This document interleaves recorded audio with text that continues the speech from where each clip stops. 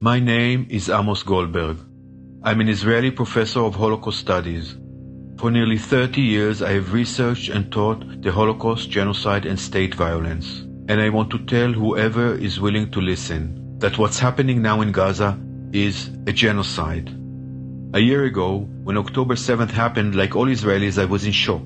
It was a war crime and crime against humanity. 1,200 people, more than 800 of them civilians, were killed in one day. Children and the elderly were among those taken hostages. Communities were destroyed. It was outrageous, traumatizing, personal.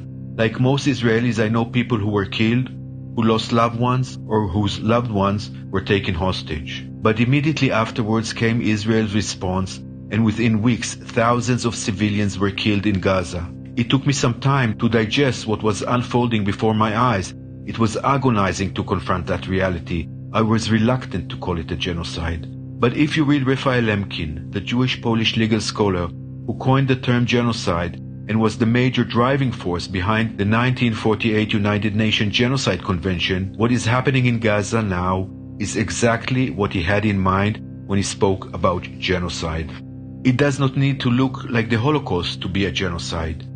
Each genocide looks different, and not all involve killing of millions or the entire group. The United Nations Genocide Convention explicitly asserts that genocide is the act of deliberately destroying a group in whole or in part. Those are the words. But there does need to be a clear intent, and indeed, there are clear indications of intent to destroy Gaza.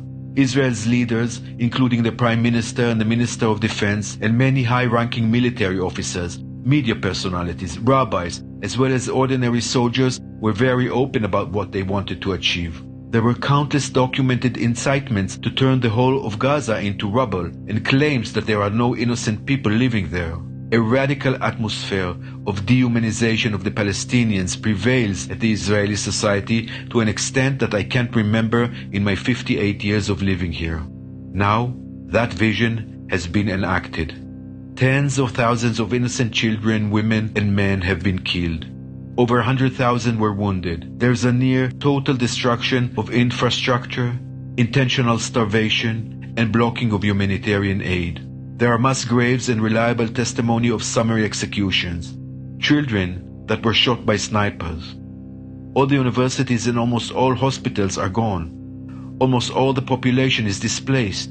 There have been numerous bombing of civilians in so-called safe zones.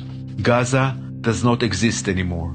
It is completely destroyed. Thus, the outcome fits perfectly with the stated intentions of Israel's leadership. Lemkin, that scholar who coined the term genocide, described two phases of a genocide. The first is the destruction of the annihilated group, and the second is what he called imposition of the national pattern of the perpetrator. We are now witnessing the second phase as Israel prepares ethnically cleansed areas for Israeli settlements. And therefore, I have come to the conclusion that this is exactly what a genocide looks like. We don't teach about genocides in order to realize it retrospectively. We teach about it in order to prevent it and to stop it. But like in every other case of genocide in history, right now we have mass denial, both here in Israel and around the world. But reality cannot be denied. So yes, it is a genocide. And once you come to this conclusion, you cannot remain silent.